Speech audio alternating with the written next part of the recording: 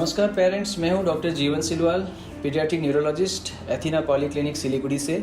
अगर आपका बच्चा रोता है, रोते रोते सांस को रोकता है, उसके बाद फिर पूरा हाथ पैर टाइट करता है, पूरा शरीर को अकड़न करता है, तो ये वीडियो आपके लिए, क्योंकि आज हम वही चीज़ को चर्चा करने जा रहे हैं कि कुछ बच्चे होते हैं जो कि पूरी तरीके से बेहोश हो जाते हैं, लेकिन बेहोश होने से पहले हमेशा रोते हैं, सांस को रोकते हैं, उसके बाद फिर बेहोश होते हैं, जिसको कहते हैं ब्रेथ होल्डिंग स्पेल्स।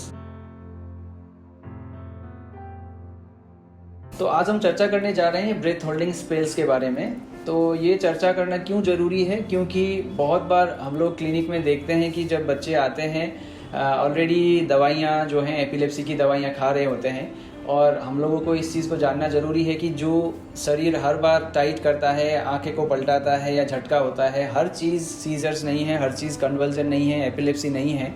तो इस चीज़ को आइडेंटिफाई करना ज़रूरी है।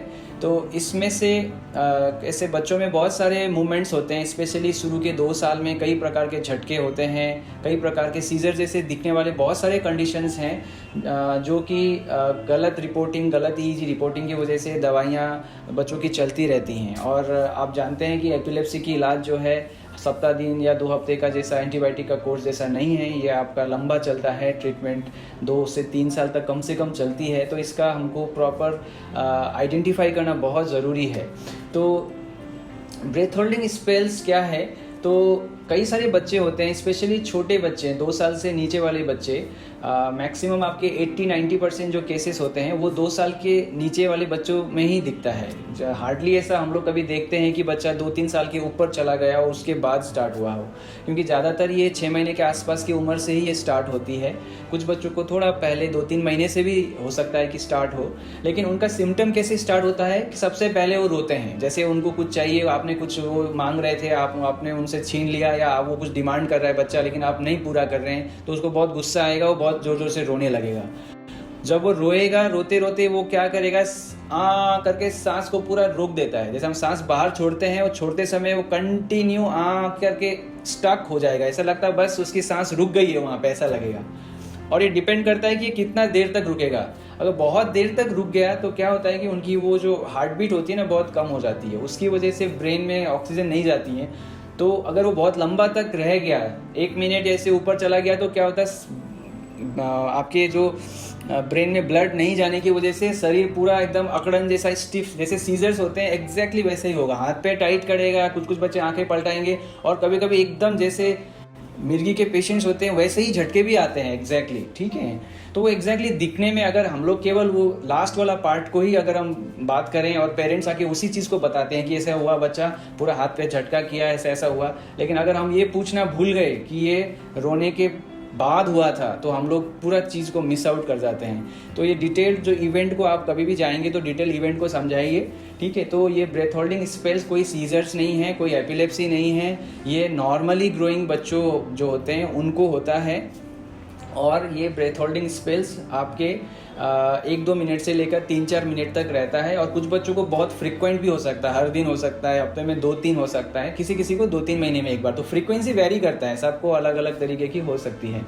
ये बहुत डरावना होता है, पेरेंट्स को लगता है कि बच्चा बस चला गया है, तो कभी कभी माउथ टू माउथ ब्रीदिंग करते हैं, वो मुंह से सांस देते हैं ताकि बच्चा वापस आ जाए। तो ये बहुत डरावना सा सिचुएशन होता है। लेकिन ऐसे कभी हार्डली हुआ है कि कुछ बच्चे ऐसे होके एकदम से ख़त्म हो गया, ऐसे हार्डली कभी सिचुएशंस रहता है। ज़्यादातर बच्चे रिटर्न कर जाते हैं बस। लेकिन इस चीज़ को आइडेंटिफाई करना है कि ये ब्रेथ होल्डिंग स्पेल्स है, क्योंकि इसको आपको कोई एपिलेप्सी की दवाई देने की ज़रूरत नहीं है। ये 2 प्रकार की होती हैं, एक होता है आपका साइनोटिक ब्रेथ होल्डिंग स्पेल्स और दूसरा होता है पैलिड ब्रेथ होल्डिंग स्पेल्स। अब ये 2 प्रकार में क्यों इसको विभाजन किया हुआ है, कुछ बच्चे होते हैं कि आप देखते हैं कि बच्चे बहुत रोता है, रोने के बाद फिर सांस को पूरा रोक देता है, उसके बाद फिर ये जो है हाथ पे टाइट स्टिफ होने लग जाते हैं और शरीर पूरा काला हो जाता है। साइनोस मतलब नीला काला पड़ जाता है, फेस का पूरा रंग बदल जाता है। नॉर्मली जो हमारे ब्लड के वजह से हम पिंक दिखते हैं वो पूरा काला हो जाता है, ये होता है साइनोटिक स्पेल्स। और दूसरे वाले जो पैलिड वाले टाइप होते हैं उसमें बच्चा पूरा सफ़ेद हो जाता है, ऐसा लगता है शरीर का जो जितना ब्लड था वो ब्लड भी चला गया है, ठीक है। तो वो होता है पैलिड वाला स्पेल्स। तो साइनोटिक वाले स्पेल्स जो होते हैं, अगर बार बार हो रहा है तो कभी कभी कुछ हार्ट की बीमारियां होती हैं जिसमें आपका बच्चा जो है नीला नीला पड़ता है बार बार, ठीक है। तो अगर बिना रोए ही हो रहा है इस तरीके का जो नीला पड़ रहा है तो वो हार्ट की बीमारी भी हो सकती है। तो कई बार इस कन्फ्यूजन में ईसीजी और हार्ट का 2D को भी कई डॉक्टर्स करवाते हैं ताकि हार्ट की बीमारी जो है वो रूल आउट हो जाए। और साइनोटिक स्पेल्स जो हैं पैलिड वाले स्पेल से बहुत कॉमनली देखने को मिलता है। 10 में से 6-7 बच्चे को ज़्यादातर साइनोटिक स्पेल्स ही रहता है। और पैलिड जो ब्रेथ होल्डिंग स्पेल है, पैलिड का मतलब क्या है कि ये जो बच्चे हैं ये रोके नहीं करते हैं। ये बच्चे होते हैं कि चल रहे हैं, कहीं उसका से सर टकरा गया या शरीर टकरा गया, तो टकराने के बाद क्या होते हैं, थोड़ी उसके बाद रोते हैं। उनको कुछ ऐसा इवेंट होता है, गुस्से से नहीं होता है। साइनोटिक वाले बच्चे गुस्से से रोते हैं, उसके बाद होता है। ये पैलिड वाले जो बच्चे होते हैं, ये आपके कुछ काम खेल रहे होते हैं, कुछ कर रहे होते हैं, उनको किसी चीज़ का धक्का लगता है बेसिकली। ये बहुत इंपॉर्टेंट चीज़, धक्का लग गया या गिर गया, गिरने के बाद थोड़ा रोया नहीं कि बच्चा पूरा सफ़ेद हो जाता है पूरा, और उनकी हार्ट एकदम से रुक जाती है, ऐसा लगता है थोड़ी देर के लिए, है ना। तो ये जो एंटिटी है ये इसको हम लोगों को आइडेंटिफाई करना ज़रूरी है, क्योंकि क्या होता है बहुत बार आप इससे ये सिम्टम लेके डॉक्टर के पास जाते हैं, फिर वो एक ईईजी कराते हैं। ईईजी में ज़्यादातर रिपोर्टिंग अगर एबनॉर्मल हो गया तो फिर बच्चे के डॉक्टर के पास कोई चारा नहीं है, वो कोई दवाई लिख देते हैं। क्योंकि बहुत बार होता है कि ईईजी की नॉलेज पीडियाट्रिशियंस को नहीं होता, उनके ट्रेनिंग में ये सब इंक्लूडेड नहीं रहता है।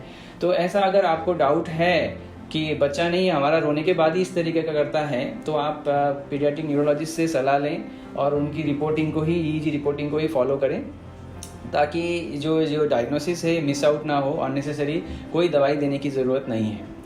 ज़्यादातर क्या होता है, हम लोग देखते हैं कि जिन बच्चों को ये ब्रेथ होल्डिंग स्पेल्स होती है उनका जो है ब्लड में आयरन की प्रमाण थोड़ी कम रहती है। तो उन बच्चों को हम लोग कई बार ब्लड को बढ़ाने का, आयरन को बढ़ाने की सिरप हम लोग यूज़ करते हैं, जिससे उनको ब्रेथ होल्डिंग स्पेल्स कम होने में मदद करता है। और भी कुछ मेडिसिन के ट्रायल्स हम दे सकते हैं जो ज़्यादातर ज़रूरत नहीं पड़ती, क्योंकि ब्रेथ होल्डिंग स्पेल्स अपने आप, जैसे ब्रेन मैच्योर होते जाता है धीरे धीरे अपने आप ही ठीक हो जाता है। तो पेरेंट्स, पिछले वीडियो में मैंने बात किया था स्लीप मायोक्लोनस के बारे में, जो नींद में जो झटके आते हैं उन बच्चों के बारे में बात किया था, जो कि वो भी एपिलेप्सी नहीं है। और आज मैंने बात किया ब्रेथ होल्डिंग स्पेल्स के बारे में, जो बच्चे रोने के बाद इस तरीके का इवेंट होता है।